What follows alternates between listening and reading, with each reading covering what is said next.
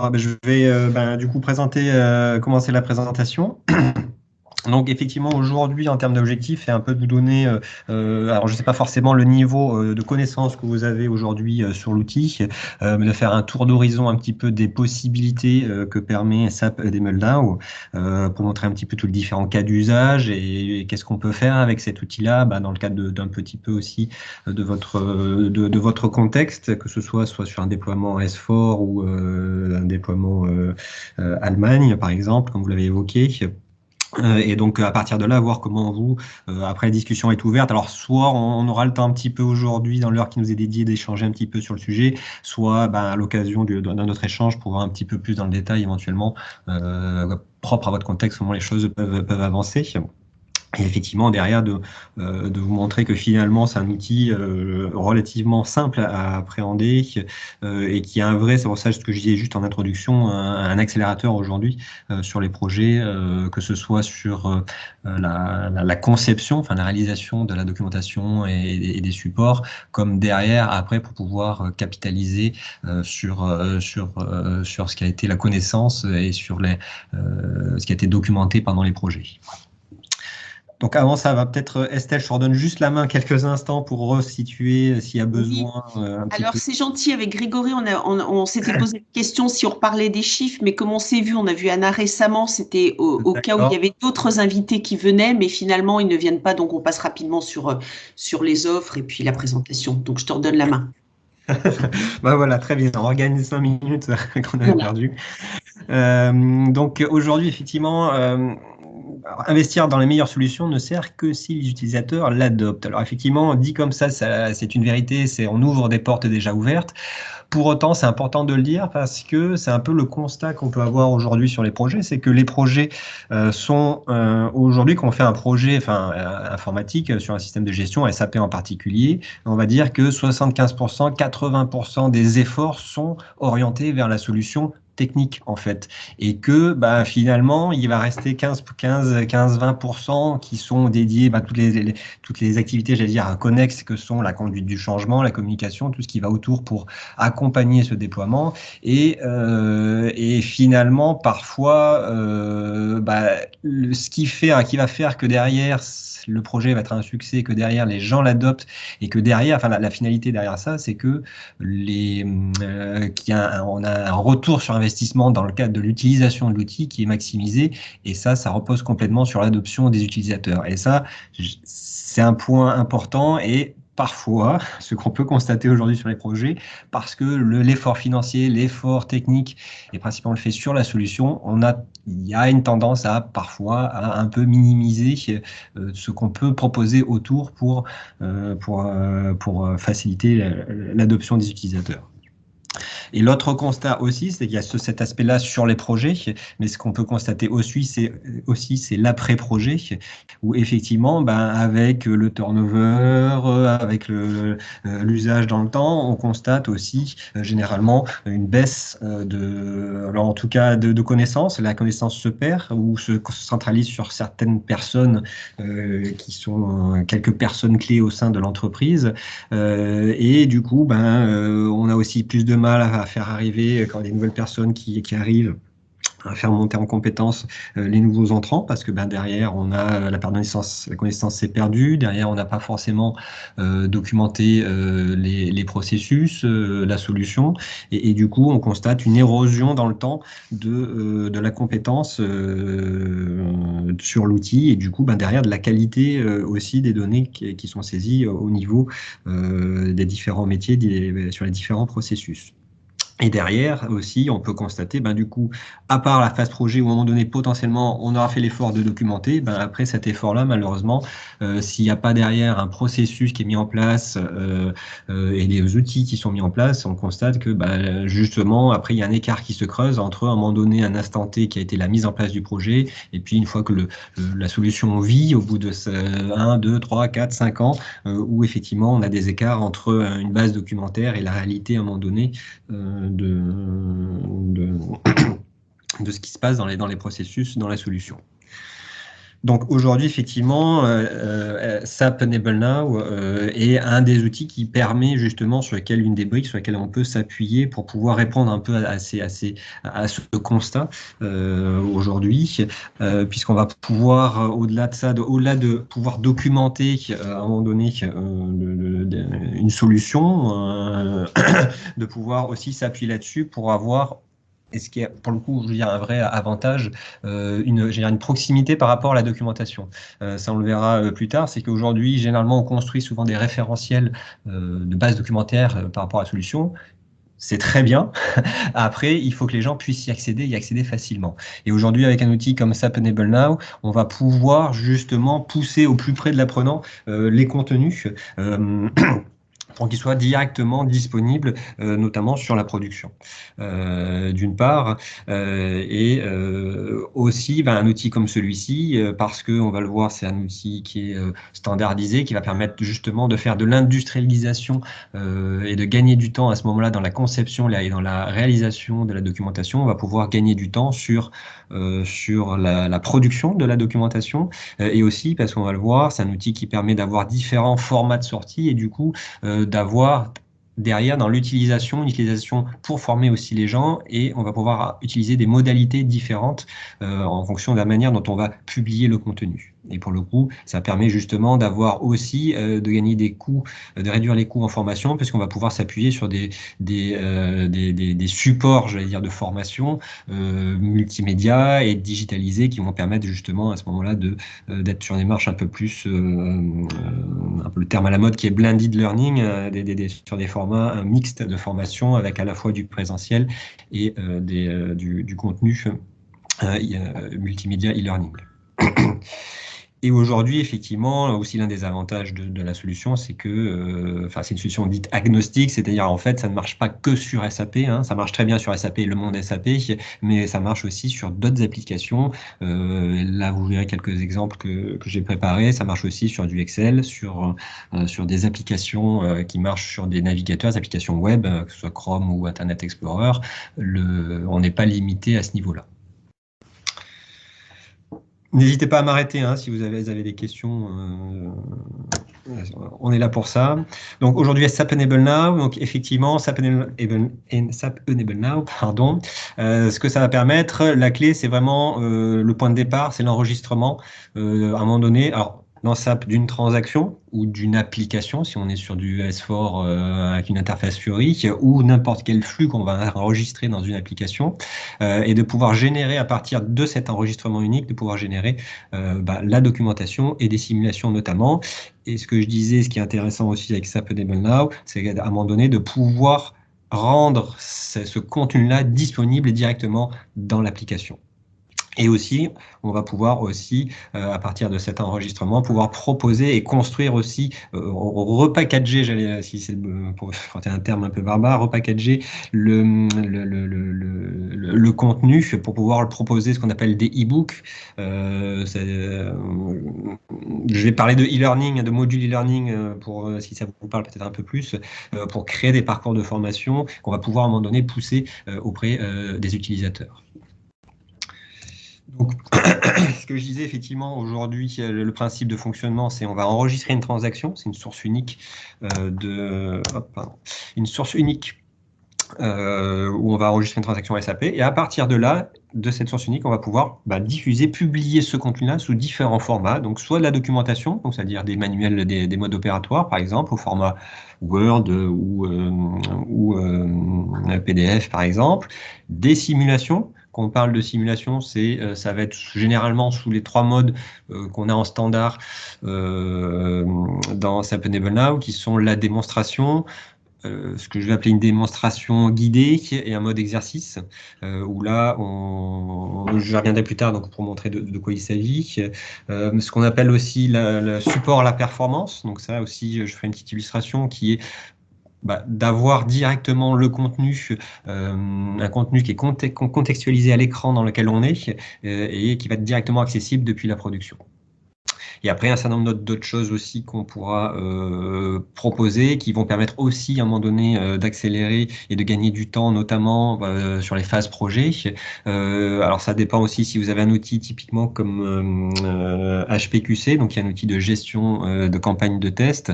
On va pouvoir à un moment donné, à partir d'une transaction enregistrée dans SAP par exemple, générer un document Word qu'on va pouvoir injecter dans HPQC et il va vous créer automatiquement le cas de texte, le cas de test avec toutes les étapes dans HPQC.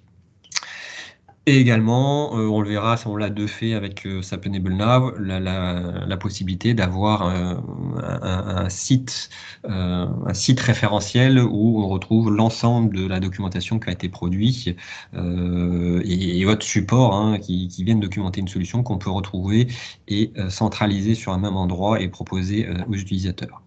L'autre force, c'est parce que pour le coup, typiquement, ce genre d'outil comme SAP Enable Now est fait pour, c'est vraiment d'industrialiser à un moment donné la production de supports et de contenu, notamment au travers le fait qu'on va utiliser des templates. Tout est templétisé, ce qui fait qu'à un moment donné, entre plusieurs auteurs, plusieurs personnes qui vont formaliser, rédiger de la documentation, il n'y aura pas d'écart ou de choses où chacun fait un peu à sa sauce en termes de couleur, de taille d'écran, de positionnement, etc.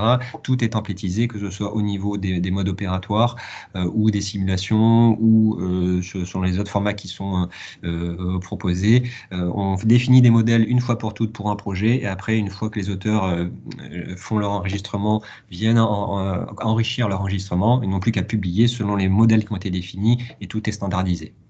Et l'autre chose importante également, c'est que tous ces formats de publication, documentation, simulation et autres, on va pouvoir, donc c'est l'aspect modulaire et réutilisable de ces éléments de contenu qu'on va pouvoir ensuite agencer en fonction du besoin, en fonction de la population. Pour certaines, ça sera simplement des vidéos, d'autres on pourra faire des formations avec des exercices et enrichir le contenu, aller plus sur de l'e-learning. Et tout ça, on va pouvoir réutiliser ces différentes briques un peu à notre convenance. Donc, je vais vous faire quelques petites démonstrations pour illustrer un petit peu les différents, en fait, finalement, un petit peu les principaux ici exemples de sortie de ce que ça peut donner, quel est le rendu et qu'est-ce qu'on peut obtenir à partir de SAP Enable Now en termes de livrables, j'allais dire, de contenu de formation. Alors, hop, je vais basculer vers l'outil. Alors, il y a ça. Alors là, je vais partir pour commencer la démonstration sur ce site. Ce site-là, typiquement, c'est quelque chose qu'on a de fait, en fait, depuis avec SAP Enable Now. Vous avez de fait j'allais dire, un site documentaire. Donc derrière, c'est des pages intranet, des pages intranet, des pages HTML donc c'est un site qu'on va pouvoir générer et déposer n'importe où, enfin dans votre architecture technique et proposer sur un intranet et qu'on va pouvoir proposer aux utilisateurs finaux qui vont leur permettre de retrouver tous les contenus qui auront été, toute la documentation qui aura été produite dans le cadre d'un projet ou d'une application, etc. Et là, on a complètement la main pour ici customiser ce site-là et notamment pour organiser et structurer ce site-là où après, ça dépend des besoins et de la manière dont on veut que les gens s'y retrouvent et accèdent à la documentation. Soit, par exemple, dans l'exemple qui est donné ici, on peut donner une vision par application, où là, je vais pouvoir... Alors, s'il veut bien, hop. Il est bloqué.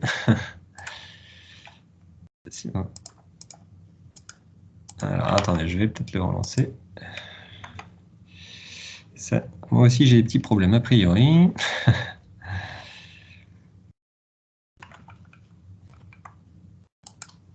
Tu n'es pas seul. Je ne suis pas seul. Le moment de solitude du matin.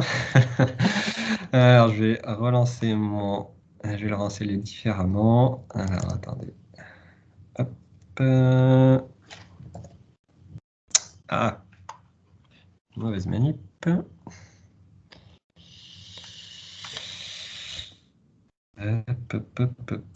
Producer.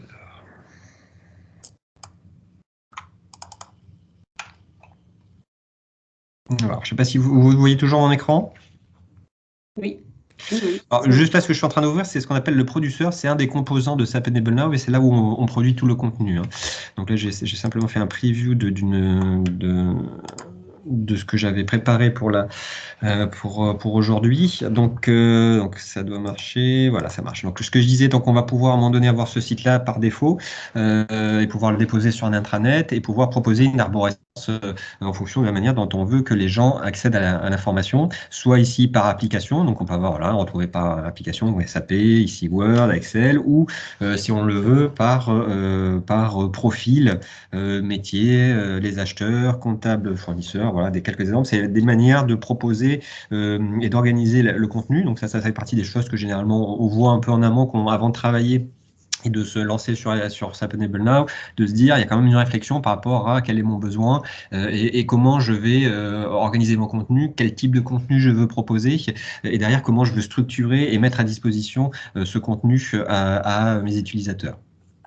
Et donc là, dans ce site-là, vous voyez, on peut insérer, donc c'est des pages HTML, donc c'est-à-dire qu'à un moment donné, ici, quand je vais sur ici, donc c'est des dossiers, vous voyez, je peux.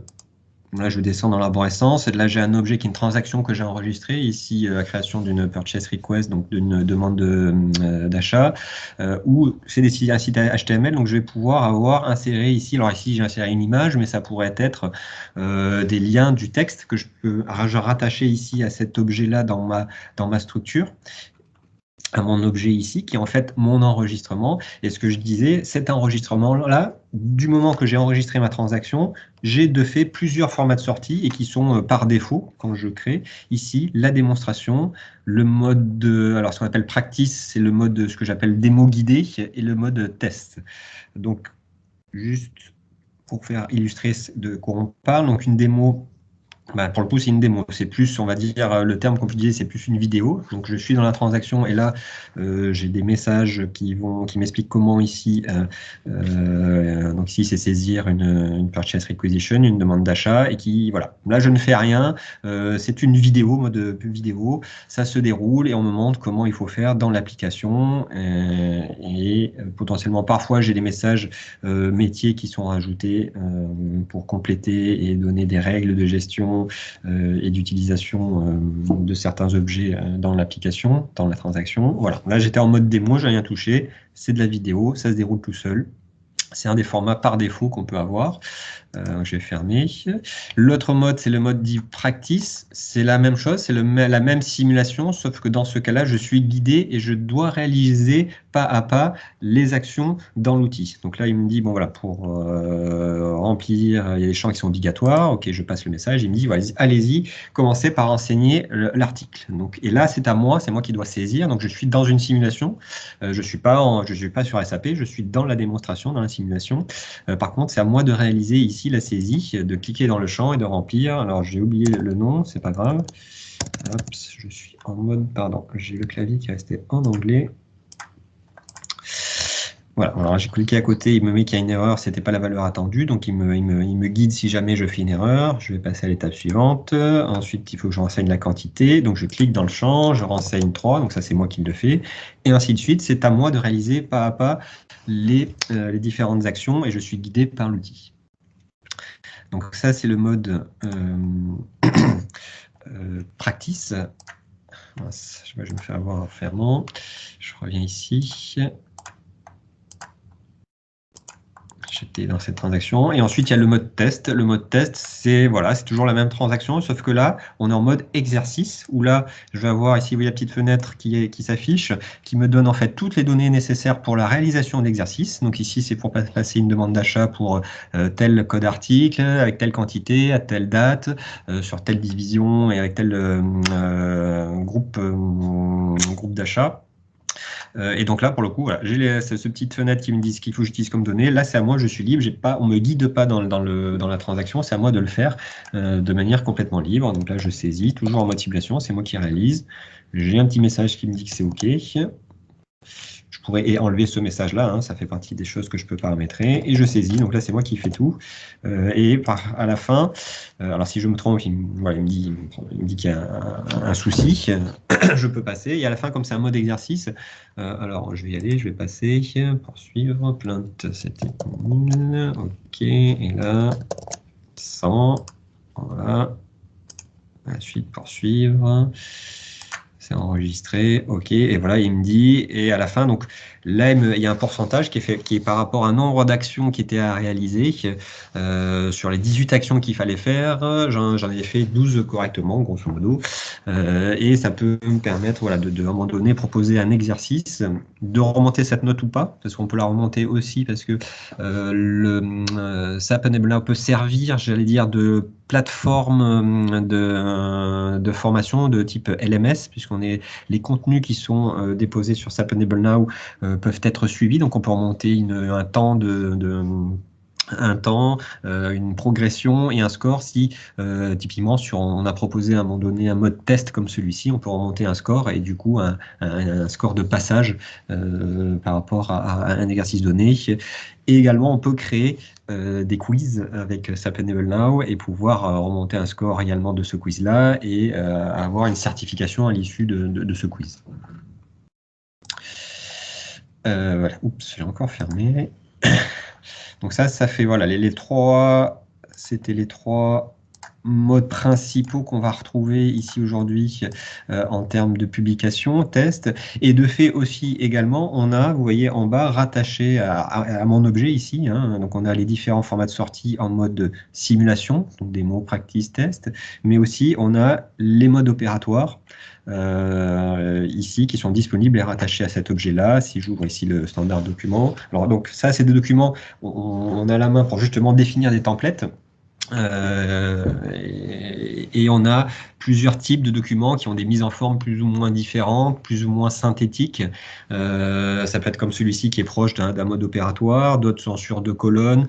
On a, voilà, il y a un certain nombre de templates prédéfinis qui existent sur lesquels on peut s'appuyer pour ensuite les customiser et venir créer ses propres templates, parce que ici, je pourrais aussi bien insérer un sommaire avec un menu, insérer des logos, venir modifier, voilà, créer mon propre template de ModeOp et qui, lui, s'appuie effectivement sur l'enregistrement qui a été réalisé. Et donc là, il y en a un certain nombre. Hein, je peux hands-on guide, je sais plus, j'ai plus le détail en tête de tout ce que des différents formats qui existent. Voilà, c'est un autre modèle sur 2 colonnes avec des explications de l'autre côté, des copies d'écran. Voilà, il y a plusieurs modèles qui existent sur lesquels on va s'appuyer pour créer les templates du projet. Je peux poser une question? Oui. Oui. En fait, là, l'image qu'on a ici, le Purchase Workflow, Oui. ça vient d'où? Ah, ça, c'est une copie d'écran que j'ai trouvée quelque part sur Internet. D'accord. Okay. Mais voilà. Et si on a produit comme ça des descriptions de processus et on veut faire un lien entre une étape de processus et un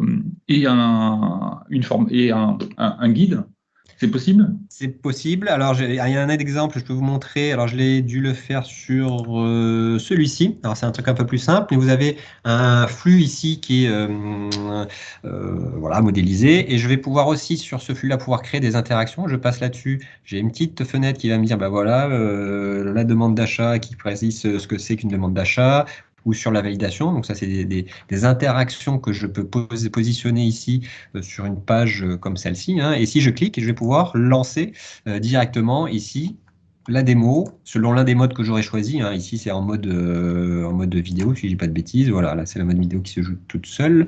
Je vais faire, mais je peux lancer ici. Et on a un client qui avait fait ça, c'est-à-dire ils avaient justement fait un gros travail de modélisation de leur processus. Et donc, au lieu, ici, au niveau de l'arborescence, d'avoir à naviguer et d'arriver finalement jusqu'à ici une vidéo selon ces 3 modes-là, ils sont restés au niveau au-dessus, c'est-à-dire ils avaient modélisé donc tout leur processus sous cette forme-là, peu de choses près. Et quand on cliquait, donc on pouvait, en cliquant, s'il y avait un sous-processus, on arrivait sur une autre, j'allais dire, diapo qui décrivait les sous-étapes de ce processus-là, jusqu'à arriver à un moment donné à la brique la plus fine, où quand je vais cliquer dessus, je vais avoir juste le contenu, juste la démo qui me montre comment faire cette action-là, et cette étape-là du processus dans SAP ou dans une autre application. Mais là, ce que vous nous montrez, ça a été créé directement dans l'application ou ce descriptif de processus peut venir d'ailleurs, en fait? Ça peut venir d'ailleurs parce que ici, en fait, c'est ce que je dis, c'est une page HTML. C'est-à-dire là derrière le schéma que vous avez, si je dis pas de bêtises, je peux aller voir, c'est une image. Moi, j'ai simplement positionné à un moment donné une zone sensible sur cette image-là pour que quand je passe dessus, ça m'affiche ce petit texte et que et une zone d'action que quand je clique, ça me renvoie vers un autre endroit. D'accord. Merci. D'ailleurs, je peux vous montrer, c'est une page comme celle-ci, si j'ouvre, si je dis pas de bêtises, derrière, vous voyez, si je bouge, là, c'est une image. Hein.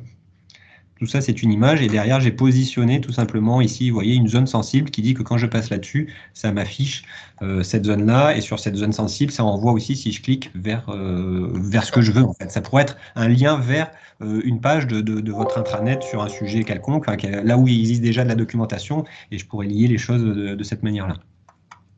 De la même manière, vous voyez ici, j'ai quelque chose qui s'appelle Insert File. Alors, je vais revenir dans ma bibliothèque. En fait, à n'importe quel objet de l'arborescence ici, que ce soit un dossier hein, ou au niveau, quand je suis descendu, hop, ici, au niveau de ma transaction, là, je peux venir aussi rattacher d'autres documents qui n'ont pas été produits avec SAP Enable Now. Je peux venir ajouter des PowerPoint, ici venir attacher des PowerPoint, des Excel, ce que je veux, ou insérer ici une vidéo qui a été produite par ailleurs et qui est intéressant pour documenter, qui explique un processus en particulier. Je peux venir le rattacher à ce niveau-là. Et donc là, donc ici, voilà, effectivement, là, j'étais sur du SAP, hein, mais par contre, enfin, pour vous montrer, ça marche aussi sur du Word. Là, c'est un enregistrement que j'ai fait en mode démo sur du Word. Là, c'est pour montrer une insertion d'une zone de texte. Là, je suis dans Word. Ça marche aussi et ça marche sur les principales applications du marché qui existent aujourd'hui. Voilà, c'est du Word, même chose, j'avais fait, je crois, une chose sur du Excel, sur la version Office 360 en ligne, en mode partagé, enfin, je sais pas comment on appelle ce mode-là, où c'est pas en local, mais c'est sur le SharePoint, entre guillemets. Ça, c'est un enregistrement qui a été fait sur la version online. Voilà, là aussi, ça marche aussi sur Excel. Et d'autres applications, hein, là, il n'y a pas de souci. Donc ça, c'est voilà, ça c'est les principaux formats de sortie qu'on a et ensuite on va pouvoir justement ce que je disais, c'est à un moment donné ces dossiers-là, on va pouvoir organiser. Alors on a la main ici pour dire je veux masquer des choses dans l'arborescence, pousser ou ne faire voir que telle ou telle partie de l'arborescence et de proposer, parce qu'en fait une fois de plus tout ça c'est un site, c'est des pages HTML, donc derrière vous avez ici des URL, chaque page, chaque objet derrière, si vous faites attention, il y a un code à la fin qui est différent. Donc ça veut dire que je peux prendre uniquement ce lien-là et le pousser vers des utilisateurs et eux, ils ne verront finalement que le contenu de ce dossier-là ou uniquement que cet objet-là, si je veux. Et typiquement, si on a une approche par profil, je vais prendre le dossier acheteur ici, je vais prendre cette URL-là et je vais communiquer auprès de mes acheteurs en disant, bah voilà, si vous voulez la documentation par rapport à votre profil acheteur, allez sur ce lien-là. Quand ils cliqueront, ils arriveront directement sur le dossier-là. Et si je dis pas de bêtises, il faudrait que je revérifie, le reste de l'arborescence n'est pas visible, ils ne voient, même s'ils peuvent y accéder, mais ils ne verront que le contenu du dossier acheteur. Donc ça, c'est un peu les documents principaux qu'on a qui permettent déjà de faire pas mal de choses et de documenter une solution. Aussi, ce qui est intéressant, et là pour le coup c'est un vrai plus, c'est le fait de pouvoir proposer, ce qu'on disait tout à l'heure en introduction, des contenus dits au plus près de l'utilisateur et de son besoin. Et notamment, donc ça c'est l'assistant de bureau qui permet ça. Donc ça j'ai besoin de l'initier. Alors c'est pas celui-là que je voulais faire. Ouais. Voilà, alors là je vais faire. Voilà. L'assistant de bureau, en fait, vous voyez en bas, c'est cette petite fenêtre. Donc ça s'appelle assistant de bureau. Et en fait, cette petite fenêtre, elle va venir chercher le contenu, un contenu qui est contextualisé à l'écran ou à l'application dans laquelle je suis. Ici, je suis sur le bureau, j'ai défini aucun contenu pour le bureau, donc aujourd'hui c'est normal, ici il n'y a rien dedans. Cette petite application, donc après, elle se lance au même moment. Par défaut, elle ne se lance pas sur le bureau, elle va se lancer du moment où vous lancez une application pour laquelle vous avez défini du contenu contextualisé. Donc là, il aurait fallu que je lance, si j'avais dans la vraie vie, parce que c'est le cas que je vais prendre, je vais le faire sur Word. Quand je lance Word, il y a du contenu qui aura été défini pour Word, ça va me lancer automatiquement l'assistant de bureau. Et donc là, on va faire l'exemple. Je vais aller sur Word. Et donc là, Word s'affiche.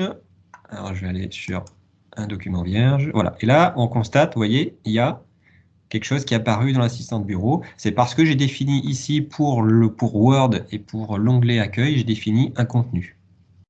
Et ce contenu-là, je vais pouvoir le jouer. Alors, par défaut ici, je peux masquer, c'est pas nécessairement ouvert, hein, je peux décider d'inmasquer ou d'afficher mon assistant de bureau. Si j'ai besoin d'aide, donc je vais l'appeler, je vais l'ouvrir, je vais voir s'il y a du contenu qui existe pour ma page, et s'il y en a, donc je peux avoir plusieurs contenus, hein, et là je peux retrouver tous les types de contenus quasiment que j'ai définis que j'ai produit avec mon producteur. Je pourrais pousser ici les modes opératoires, mais généralement on va plutôt pousser la vidéo sous le mode démo, c'est-à-dire ici c'est ce que je vais faire, je vais lancer directement parce que je ne sais pas comment, oups, elle est partie, je ne sais pas comment ici on va dire insérer une zone de texte, donc je vais lancer ma vidéo qui va me montrer, donc la vidéo se lance et qui va se lancer en mode qu'on appelle mode parallèle ou concurrent, c'est-à-dire par-dessus mon environnement, j'ai ma démo qui se joue, donc qui m'explique pas à pas comment créer ici ou insérer une zone de texte. Donc, je peux regarder dans ma vidéo comment il faut faire, ensuite il faut aller cliquer ici, d'accord,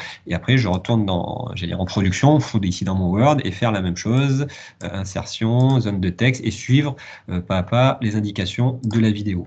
Et donc ça, c'est réalisable, c'est l'assistant de bureau aujourd'hui qui me permet de faire ça.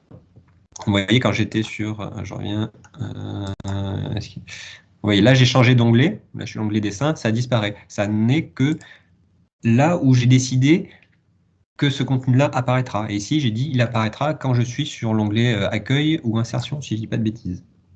Sur les autres onglets, c'est pas positionné, il apparaît pas. Et donc là, je contextualise, je ne fais apparaître ici que le contenu que je veux par rapport à un écran donné, par rapport à un onglet donné. L'autre chose que permet aussi SAP Enable Now et qui est liée à l'assistante de bureau, alors là, il faut avoir de bons yeux parce que moi j'ai une définition d'écran qui ne permet pas de le voir très bien.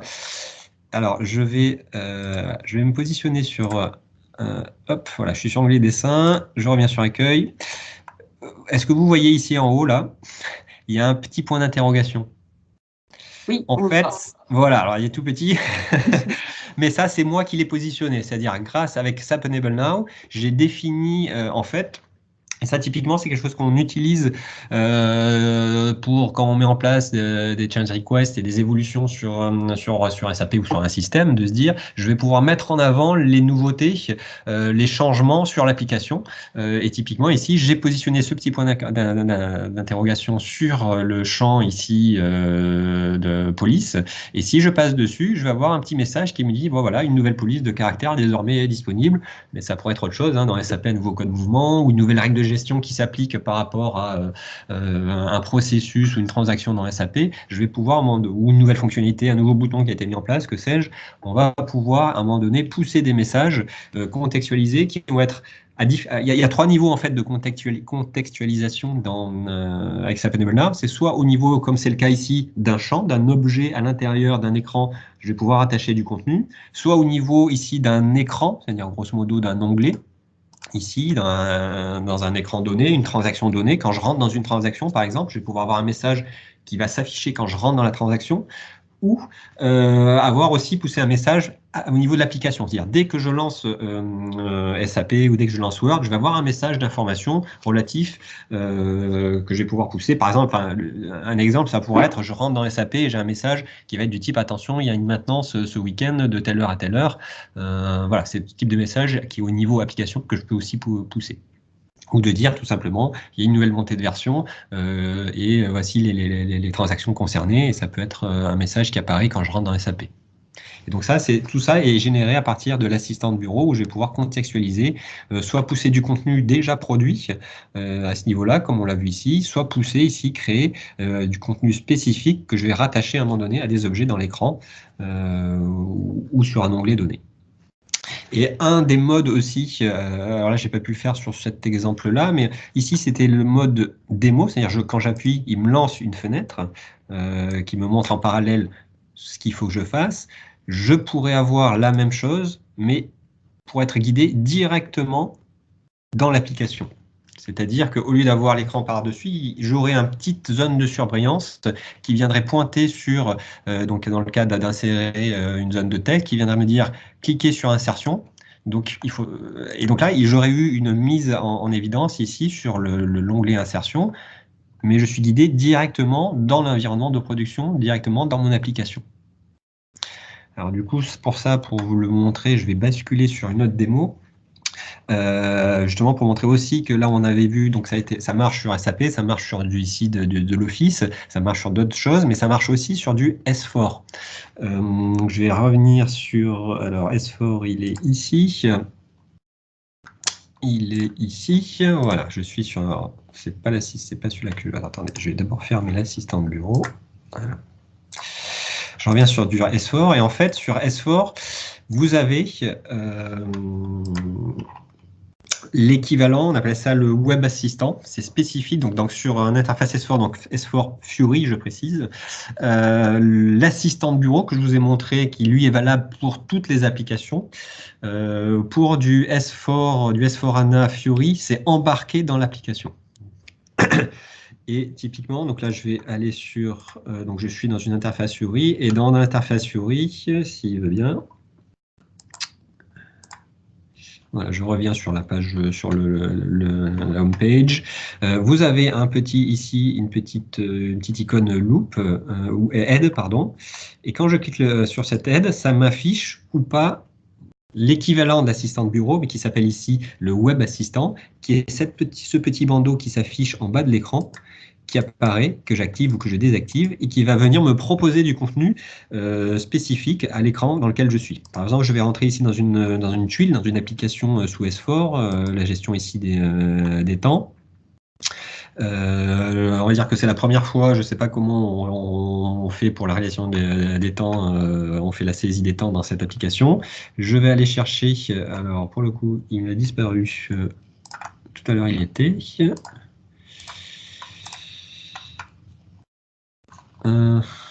Pourquoi il a disparu?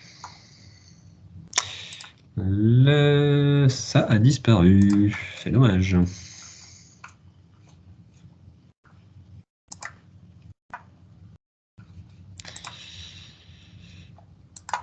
Un page.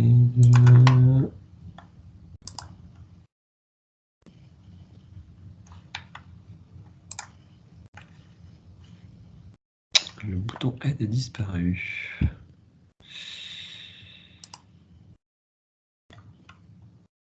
Bon, là c'est plus embêtant.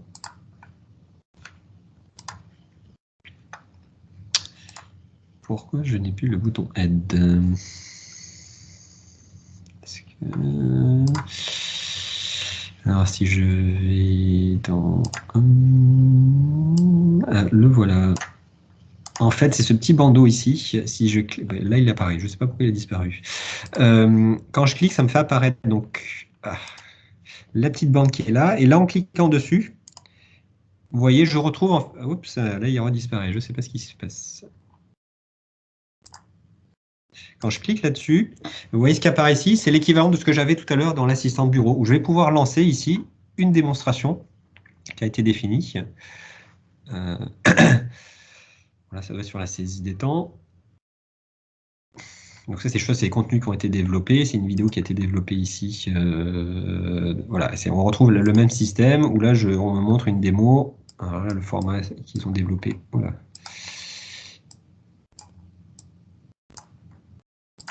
Voilà, c'est une démo qui se joue, qui me montre ce qu'il faut faire.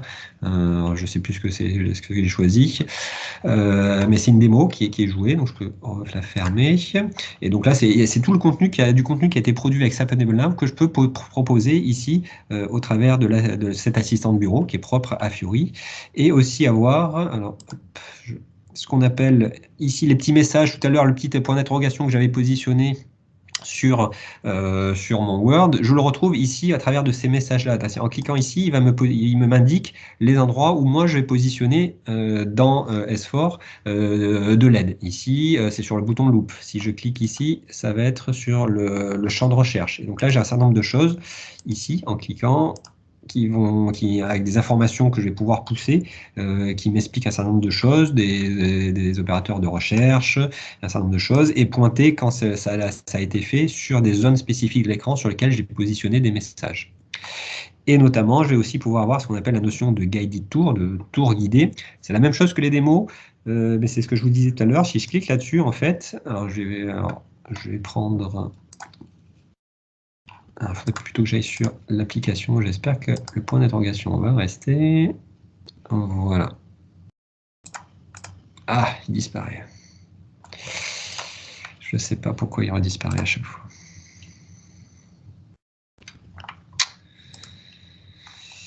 Je vais le rappeler.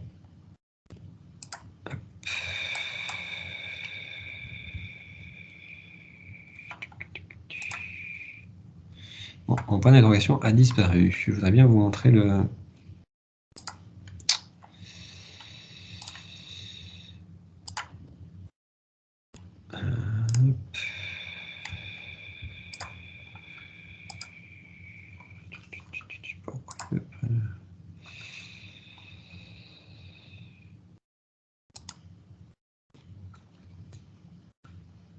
Non. Je ne... On va essayer comme on avait fait tout à l'heure.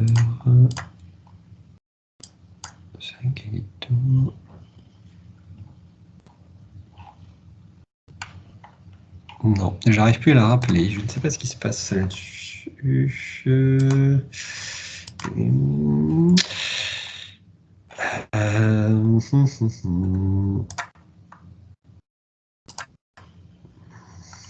On va voir si je lance par ici.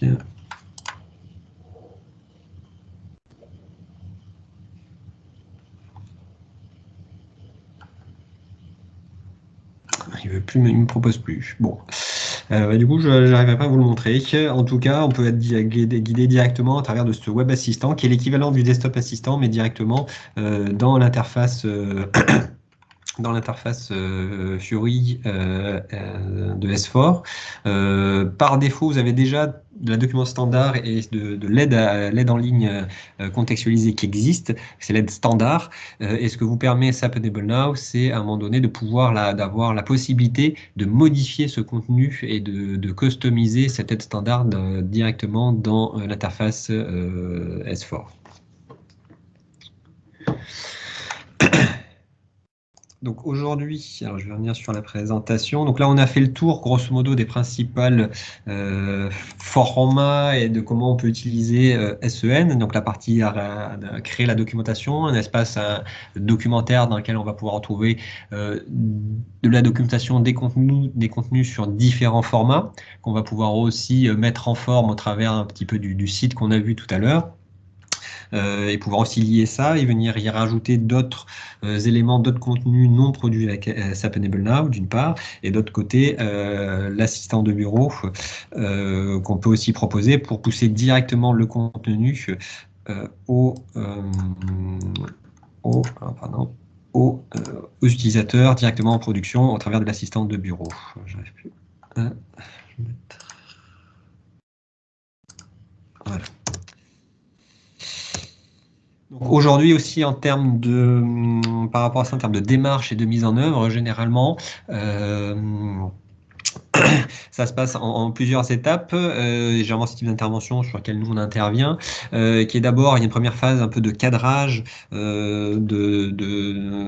de collecte du besoin, c'est-à-dire par rapport à une problématique donnée, de dire aujourd'hui, voilà, c'est quoi ma stratégie? Alors quand on est sur un projet, quelle est ma stratégie de formation, quelle est ma stratégie documentaire, qu'est-ce que vous voulez utiliser, qu'est-ce que vous voulez mettre en place comme dispositif de formation, de documentation d'une part, ou par rapport à un dispositif déjà qui existe déjà, de faire un peu le point sur c'est quoi, comment de se poser les bonnes questions sur aujourd'hui qu'est-ce qui ne va pas, qu'est-ce qu'on a besoin de faire, est-ce qu'on a besoin de refaire la documentation, quelle organisation mettre en place. Toutes ces questions-là, il faut qu'on se soit un petit peu abordé en amont pour essayer de construire et d'organiser derrière l'outil en fonction de ce que vous voulez faire. Donc c'est cette première phase de cadrage et de structuration du contenu, quel type de contenu on veut utiliser avec WPB, sous quel format, comment on souhaite le pousser derrière et le diffuser aux utilisateurs, parce que derrière il y a aussi la problématique de langue à gérer. Est-ce que typiquement, vous avez vu tout à l'heure, il y a le site référentiel, j'appelle le site référentiel de documentaire, comment derrière j'organise le fait, est-ce qu'il y en a un par langue ou est-ce que finalement dans un dossier j'ai des sous-dossiers par langue. Voilà, il y a des questions à se poser un petit peu de structuration et de comment on met à disposition le contenu. Et comment aussi derrière, quelle gouvernance on va mettre en place à la fois sur la production des contenus quand il y a des productions à faire et derrière pour gérer la diffusion je prends un exemple d'un client chez qui on est intervenu où aujourd'hui derrière il y avait, parce qu'ils avaient à déployer dans je crois 4-5 grands pays, la France, qu'est-ce qu'il y avait, la France, l'Angleterre, l'Allemagne, l'Espagne, du coup là, en termes d'organisation, on avait une équipe d'auteurs centrale, on avait appelé la Core Team, qui eux avaient accès à un espace de travail dédié pour produire toute la documentation Core. Et ensuite, il y avait d'autres espaces spécifiques pour chacun des pays avec leur propre site. Donc tout ça, c'est des choses qu'il faut réfléchir avant et spécifier un petit peu en termes d'organisation, gouvernance, etc. Avant finalement de rentrer dans la phase de réalisation qui sera de dire, ok, une fois qu'on a tout ça, comment on paramètre l'outil, c'est-à-dire les templates, combien d'espaces de travail on va mettre en place, quel modèle de document, est-ce qu'on veut mettre aussi des workflows de validation sur la production des documents, c'est des choses qui sont possibles par exemple, voilà, et tout ça c'est la phase de réalisation une fois que tout est bien cadré et structuré. Et généralement, effectivement, derrière, on va procéder à une formation, soit des administrateurs, des auteurs, pour que tout le monde puisse monter en compétence, en tout cas au niveau du client et sur le projet, pour derrière pouvoir assurer leur rôle et produire la documentation, gérer les contenus sur la plateforme centralisée, ce qu'on appelle, c'est le terme ici, manager. Le manager, c'est derrière, aujourd'hui, quand on parle de SAP Enable Now, en fait, il y a plusieurs composants aujourd'hui dans cette suite, on va dire. Il y a le producteur, c'est ce qui permet de produire le contenu, et il y a ce qu'on a vu, le desktop assistant, donc l'assistant de bureau, qui est la petite couche qui permet d'aller chercher le contenu et de le contextualiser. Et puis il y a un troisième composant qui est le manager, qui est ce qui va permettre à un moment donné de gérer l'aspect collaboratif, de centraliser les contenus sur un même endroit et de gérer la publication et les workflows éventuellement de validation. Et donc tout ça, voilà, ça demande à être maîtrisé, donc ça demande que les gens soient formés dessus sur les différents sujets. Donc là, vous avez à titre indicatif une estimation de ce que ça représente. Après, c'est en fonction des besoins et du niveau d'utilisation de la solution, on va adapter la durée de la formation, d'une part, et aujourd'hui, là aussi, sur les estimations du nombre de jours que ça prend par phase.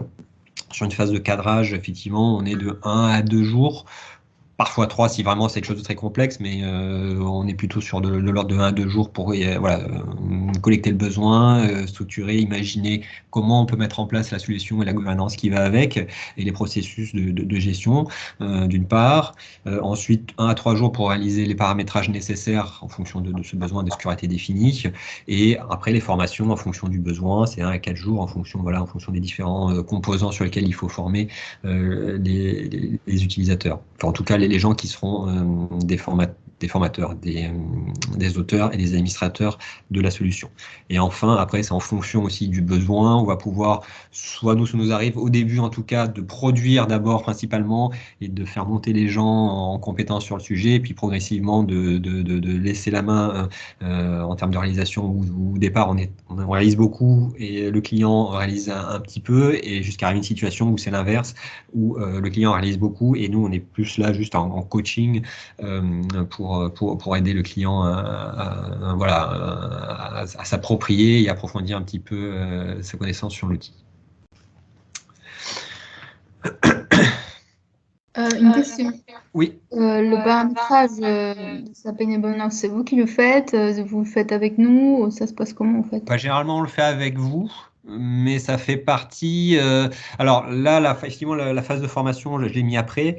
Mais généralement, une phase de formation un peu amont, mais light, qui va dans ce qu'on appelle ici la présentation des fonctionnalités de la solution. C'est généralement avec les gens avec qui on va avoir la réflexion de structuration. On va faire une formation un peu accélérée sur le producteur et le manager pour que les gens comprennent bien l'étendue de ce qui est possible et qu'est-ce qu'on peut mettre et utiliser, paramétrer pour qu'ils touchent un peu plus de manière concrète à la fois les possibilités, mais aussi les limites et les contraintes qu'on peut avoir avec l'outil et ce que ça demande derrière.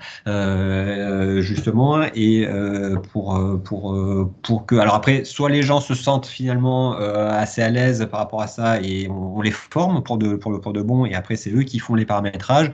Mais généralement, on accompagne quand même un minimum sur les premiers paramétrages parce que voilà, il faut il faut connaître un petit peu et on n'a pas forcément l'habitude, donc on va être plus peut-être en mode de coaching sur ces aspects de paramétrage, même si ça reste simple, hein, mais voilà, ça permet au moins la première fois de le faire avec le client et après de leur laisser la main une fois qu'ils sont autonomes.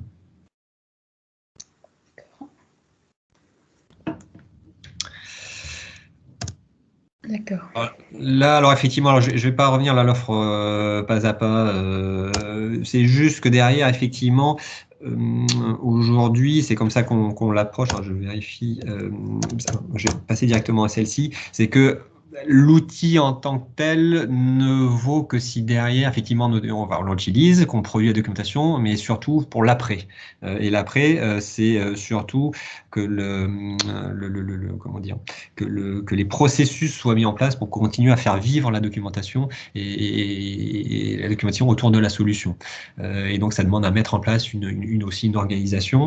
Cette organisation-là s'organise autour, généralement du référentiel. Donc, c'est ce que propose, c'est un peu le site référentiel que je vous ai montré tout à l'heure, que permet WPB, mais c'est aussi autour de la formation et de la production et d'un processus de production derrière, une organisation autour de ça qui doit être définie pour pérenniser derrière les connaissances et le maintien à la fois du référentiel, mais aussi des utilisateurs dans la connaissance de l'outil, des évolutions qui peuvent arriver par la suite. Et donc après, s'appuyer sur la solution pour la partie formation, en pouvant s'appuyer sur des vidéos pour pouvoir former rapidement les gens sur des choses simples, par exemple, sur du contenu donc produit avec WPB.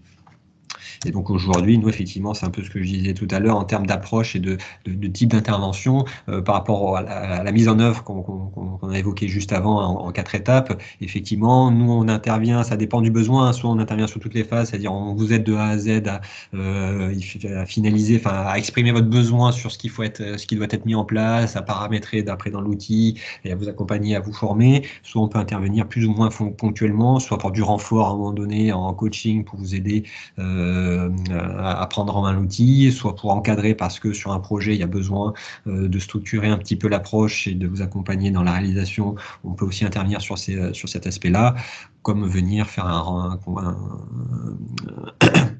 faire des interventions plus ponctuelles pour du coaching sur les différents aspects, sur les différents composants de SAP Enable Now.